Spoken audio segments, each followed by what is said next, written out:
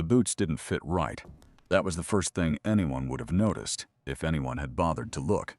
They were worn work boots, cracked along the left heel, half a size too small, borrowed from a ranch supply store in Dalhart, Texas, paid for in cash by a man who hadn't carried cash in years. He'd had to ask his assistant what bills looked like in smaller denominations. That detail embarrassed him more than he expected. His name was Cole Hargrove, 43 years old. Owner of Hargrove Land and Cattle, which stretched across 94,000 acres of the Texas Panhandle and generated more revenue annually than the GDP of 3 small countries combined. He had a plane, 2 actually. He had a ranch manager named Derek who handled everything so efficiently that Cole sometimes went entire months without setting foot on his own land. That was the problem. Or at least, that's what his lawyer had said before handing him a folder thick with labor complaints, turnover reports, and one particularly devastating internal survey that a disgruntled HR contractor had leaked to a regional agriculture journal. Workers describe Hargrove Ranch as a place where you disappear. That was the headline. Cole had read it on his phone at 30,000 feet somewhere over Oklahoma and hadn't slept since. So here he was. Cole Hargrove listed on the employee schedule as Cal Harris, stable hand, day labor, no prior ranch experience required. Derek didn't know. The foreman didn't know. Nobody knew except his lawyer, who'd called the whole thing reckless, and his sister, who'd called it long overdue. The morning mist was still thick over the paddocks when he arrived at the main stable. 5:47 a.m., his back already ached from the motel mattress.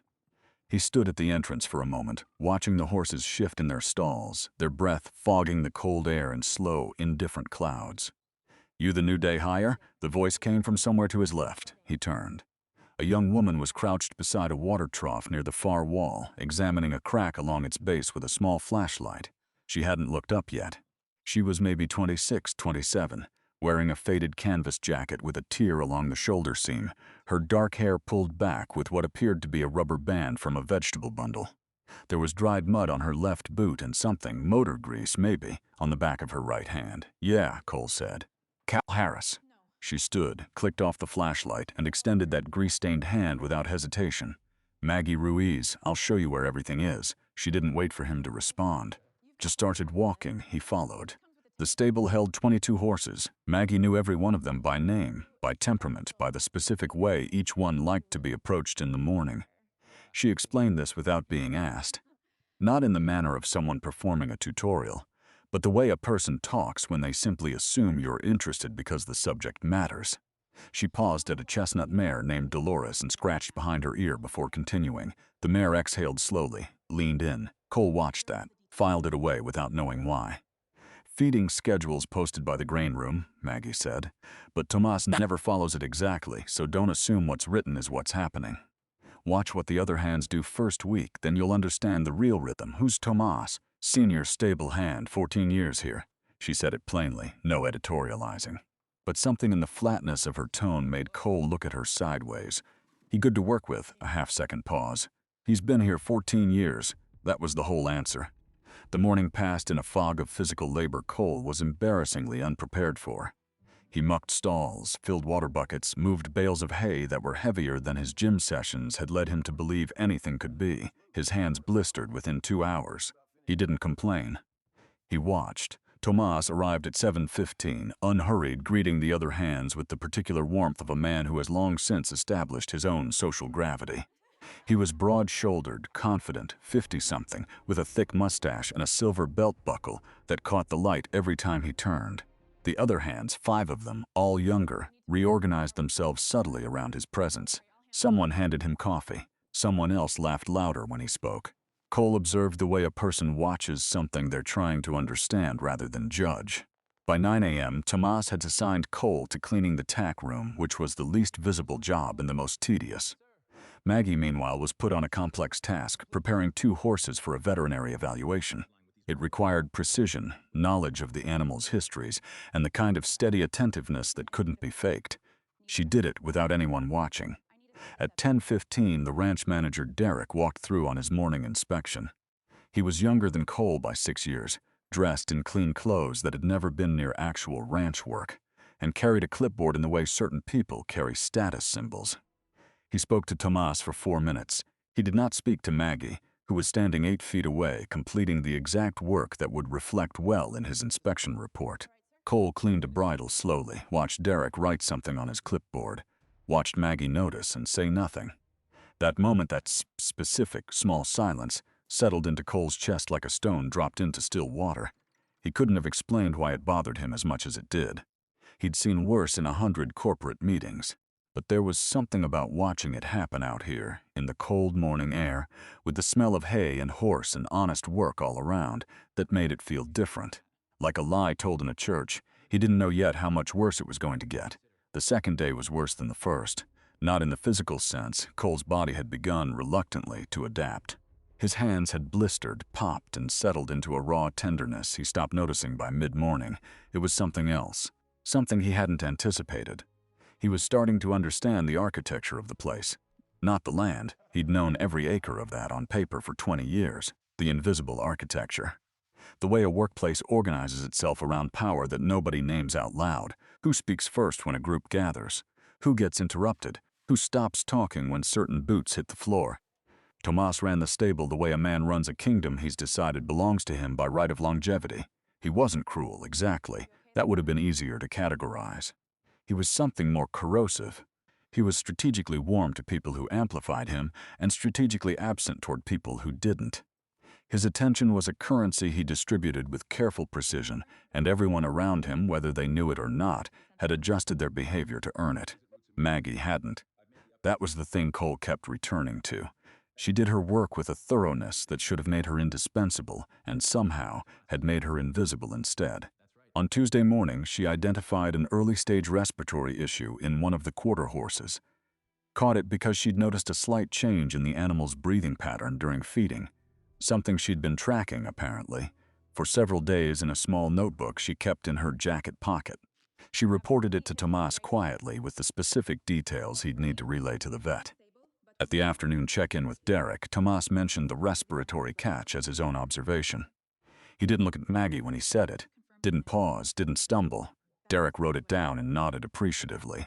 Good catch, Tomas. Cole was pretending to coil a lead rope near the stable entrance. His jaw tightened. He forced it to relax. He was Cal Harris, day labor, no prior ranch experience. He had no standing to say a word. Maggie was the one who filled the vet's report form correctly when the veterinarian arrived Thursday. She knew the horse's history because she'd memorized it. The vet, a practical woman named Dr. Salinas, who'd been servicing Hargrove Ranch for 11 years, spoke to Maggie directly, intuitively, the way professionals recognize competence in each other across the noise of institutional hierarchy. Their exchange was efficient and precise. Tomas stood nearby and contributed the horse's name and stall number. After the vet left, Derek shook Tomas's hand. Cole watched Maggie walk back to the grain room alone and noticed that she'd stopped glancing around for acknowledgement somewhere along the way. She didn't look over her shoulder, didn't pause. That bothered him more than the theft itself, the fact that she seemed to have simply accepted it, not bitterly, just practically, the way you accept bad weather. Wednesday brought something different. There was a younger hand named Bryce, 22 maybe, loud in the way young men sometimes are when they're performing for an audience they haven't quite identified yet. He'd been at the ranch 11 months. He'd decided, in the way Bryce-shaped people often decide, that Maggie's quietness was a kind of weakness. He tested this theory in small ways throughout the week, taking equipment she'd already cleaned and restacking it so she'd have to redo it, forgetting to relay schedule changes that affected only her, laughing too loudly when she made suggestions at the morning briefing. Not at anything specific, just that particular laugh that's designed to make the speaker doubt whether speaking was worth it. Cole cleaned things, moved things, watched. On Wednesday afternoon, a bay gelding named August went anxious during a routine grooming. Skittish in the strange way horses get when something in the air changes, when barometric pressure shifts or a storm moves in from the wrong direction. Bryce was on grooming duty. He yanked the lead line twice sharp, the second time hard enough that August pulled back against the cross ties with a grunt of alarm. Maggie was passing with a wheelbarrow. She stopped. She didn't say anything to Bryce. She just set down the wheelbarrow handles, walked to August's head, and placed both hands flat against the horse's jaw, one on each side, and stood there. Not moving, just breathing. August's ears rotated once, twice, his head lowered by degrees, his weight shifted from tense to simply tired. The whole thing took maybe 90 seconds. Bryce said. "He's fine, I had it." Maggie picked up her wheelbarrow and kept walking. Cole turned away so nobody would see his expression. That evening, he hadn't planned this, it simply happened. Cole ended up sitting near the supply fence at the end of shift, eating a gas station sandwich he'd bought on his 30-minute lunch. Maggie was there too, sitting on an overturned feed bucket, eating something from a container she'd brought from home. Rice and beans, he thought. She was reading a small paperback with a cracked spine. They didn't talk for a while. That was fine with both of them, apparently. Then she said, without looking up from the book, "Your blister's healing okay?" He looked at his palms. "Getting there. Bag balm," she said. "In the tack room, top shelf, behind the fly spray. Use it tonight." "Thanks." She turned a page. Then, "Where'd you work before this?" He'd prepared an answer. "Different places." "Nothing steady." She nodded like that made complete sense and was none of her concern. No follow-up questions, no performance of curiosity. She just accepted it the way she seemed to accept most things, nodding curiously, but without demanding more than was offered. He thought about Derek's clipboard, about Tomas and the vet report, about Bryce and the horse and 90 seconds of quiet competence that nobody would ever write down anywhere. He thought, something here is badly broken. And then, more slowly, I built this place. Thursday arrived gray and cold, the kind of morning that makes the Texas Panhandle feel ancient. The sky pressed down low over the paddocks, the color of old concrete, and the wind moved across the open land without apology. Cole had stopped sleeping well. Not because of the motel mattress, though that hadn't improved, because of what he was carrying. In 5 days, he had accumulated more real information about Hargrove Ranch than in 5 years of quarterly reports. He knew that the water trough in Paddock 3 had been cracked since August, and that Maggie had submitted a written maintenance request, twice, that had been closed without action. He knew that the afternoon feeding schedule was routinely shortened by 40 minutes so Tomas could leave early, and that 2 younger hands covered for this silently because they needed their jobs. He knew that Derek's inspection reports reflected a version of the ranch that bore only passing resemblance to the actual ranch. Clean numbers, tidy narratives. A place that existed on paper the way a painting exists of a coastline, similar in shape, absent the cold, absent the smell, absent the erosion nobody wants to document. He also knew something he hadn't expected to know. He knew that Maggie Ruiz had applied for the senior stable hand position 8 months ago, when the previous senior hand retired. He'd found this out not through any investigation, but because old Ramon, a quiet, angular man in his late 60s who handled the night feeding rotation, had mentioned it in passing Thursday morning, the way people mention things they've long since stopped expecting anyone to fix. "She knows these horses better than anyone here," Ramon said. He was filling water buckets beside Cole, not looking at him. "Better than Tomas. Tomas knows the paperwork. Maggie knows the animals." He lifted a full bucket with practiced ease. "They gave the job to Tomas anyway. Said she needed more. What was the word? Administrative experience." He said administrative the way you'd say a word in a foreign language you don't trust. Cole moved hay bales and said nothing. But he was calculating. Friday morning broke the pattern entirely. There was a ranch visit, something Cole had not anticipated, though in retrospect he should have. A buyer from Amarillo was touring the property with Derek, interested in acquiring a small portion of the breeding stock. Significant transaction, maybe $300,000 depending on negotiation. Derek had prepared a presentation. There were printed materials. There was even, improbably, a tray of coffee and pastries set up in the stable office that had never previously contained anything except paperwork and a broken space heater. The buyer was a tall man named Whitfield who wore very clean boots and asked technical questions with the deliberate casualness of someone who already knows the answers. His questions were good.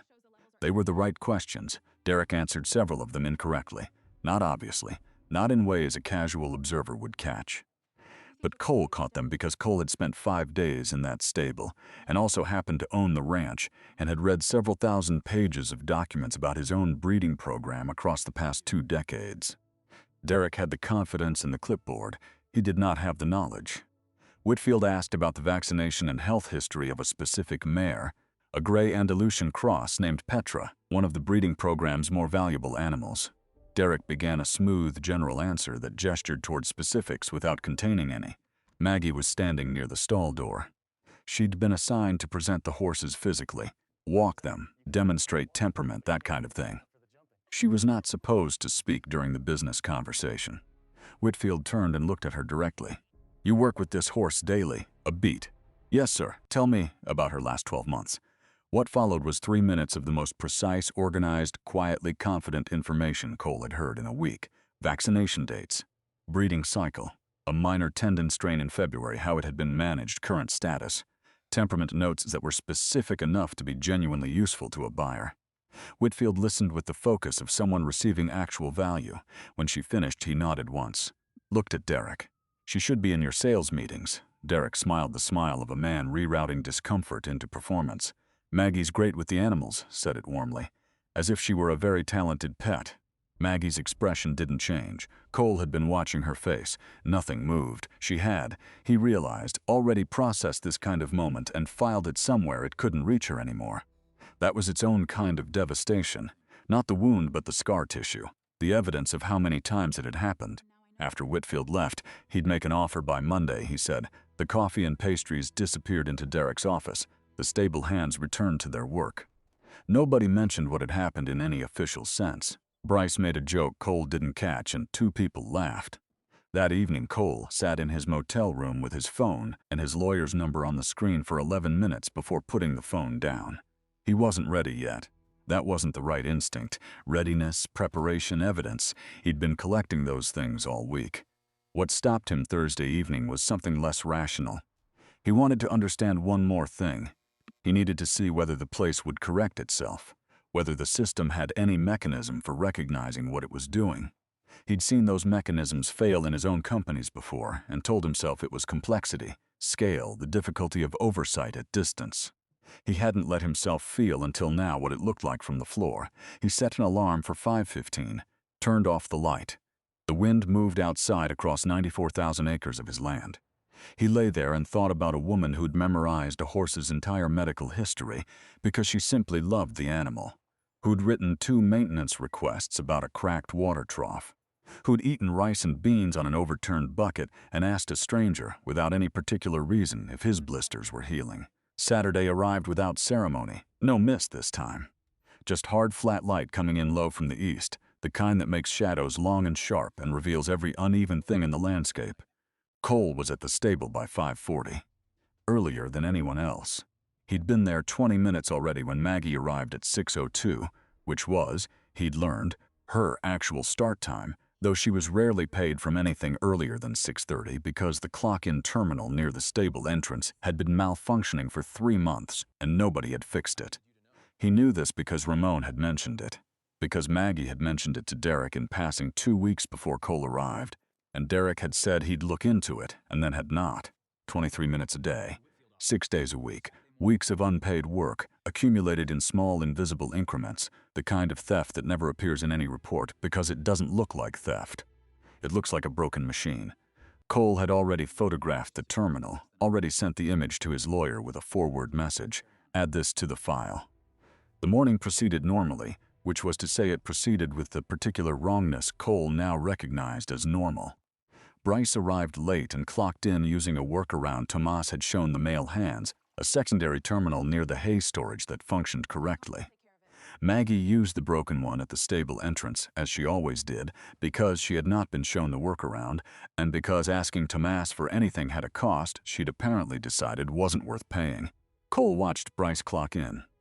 Watched Maggie clock in 7 minutes later on the broken terminal, knowing the system would round incorrectly, knowing she'd lose another chunk of pay she'd already earned. He made a decision. Not the big one, not yet. A small one. Hey, he said to Maggie quietly while they were both in the grain room. The terminal by hay storage works right. I saw Bryce use it this morning. She looked at him for a moment. Something moved across her face, not quite surprise, more like a recalibration. How'd you find that out? Watched. She considered this, then nodded once slowly the way people nod when they're filing something in a more permanent location. Thanks, Cal. That was all. She didn't make it larger than it was. Around 9 a.m., Derek arrived with news delivered in the brisk, clipboard-carrying tone of someone who equates speed with authority. The Whitfield offer had come in not Monday as expected, but Saturday morning, and it was good contingent on one condition. Whitfield wanted the gray Andalusian mare, Petra, transported to his facility for a 10-day evaluation before final purchase. Standard for high-value breeding animals. The transport was scheduled for that afternoon. The problem, and Derek conveyed this as an inconvenience rather than a problem, was that Petra did not trailer well with strangers. She had a history. Her file noted it clearly. Loading her required someone she trusted. Tomas was assigned to handle the transport. Cole was refilling a water bucket near the stall when he saw Tomas approach Petra's stall and immediately understood what was about to happen. Tomas was competent with horses in the aggregate, the way a manager is competent with employees in the aggregate. He understood animals as a category. Petra was an individual. She backed against the far wall of her stall before Tomas reached the door. 20 minutes later, after a scene that involved raised voices, not at the horse, Tomas wasn't cruel, but loud, impatient, the sounds of a man whose authority is failing him and who interprets the failure as the horse's problem. Petra was sweating, refusing the ramp, and Derek was standing at a distance doing something on his phone. Maggie had been watching from across the stable. She hadn't moved, hadn't offered. Cole realized with a slow, specific clarity that she had stopped offering things unsolicited a long time ago. She'd learned that offering cost more than withholding. She was waiting to be asked. Derek looked up from his phone with the expression of a man who has run out of options. He looked around the stable. His eyes landed on Maggie with the particular quality of someone noticing a tool they've overlooked. Ruse, you want to try? Not could you, not would you please. Just, you want to try, like it was a favor to her. She walked over without a word. What happened in the next 12 minutes was not dramatic. That was the thing. There was no performance to it, no technique Cole could have identified and named. Maggie simply went into the stall and was with the horse. She moved when Petra moved. She breathed audibly, slowly, until the rhythm of her breathing became something Petra's body found and matched. She walked the ramp herself twice before she asked Petra to follow. She didn't look back to check if anyone was watching. Petra walked onto the trailer calmly. Derek made a note on his clipboard. Tomas said something to the younger hands that Cole didn't catch, but they didn't laugh this time. What happened next was the part Cole would remember for a long time. Derek, closing the trailer, said to Tomas, "Good call bringing her in." Tomas hadn't brought her in, Derek had, and Derek knew that. He'd made the call himself, 8 feet from where Cole was standing. That was the moment, not a dramatic one. No raised voices, no confrontation. Just a man with a clipboard unconsciously rewriting a small piece of reality, the way he'd been doing all along, the way the place had been built to let him do. Cole put down the water bucket. Took out his actual phone, not the cheap prepaid one he'd been carrying all week, but the one with his real contacts and his real name on the account. He called his lawyer first, then the ranch's HR contractor, then Derek. Derek answered on the second ring, still standing 30 feet away, and watched with a particular expression as the voice on the phone and the man in front of him resolved into the same person. The clipboard lowered slowly. "Derek," Cole said, "I need you to call a full staff meeting, everyone." 30 minutes. The meeting happened in the stable's equipment bay, which smelled of oil and hay and was barely large enough. Cole stood in his borrowed boots and his worn jacket and said his actual name clearly before he said anything else, because he thought they deserved that first. What followed wasn't a speech. He wasn't built for speeches. It was a list, specific, detailed, and in some cases awkward in the way true things are awkward when said aloud. The broken clock-in terminal, the maintenance requests, the vet report, the things written on clipboards that hadn't happened, and the things that had happened that were never written anywhere. He looked at Maggie twice during this. She was standing near the back, her expression unreadable, her arms not crossed, just still the way she was still with a frightened horse, taking in information. He announced that Derek's role was under immediate review. He announced that the senior stable hand position was being re-evaluated, with compensation retroactive to the original appointment date. He announced that a third-party labor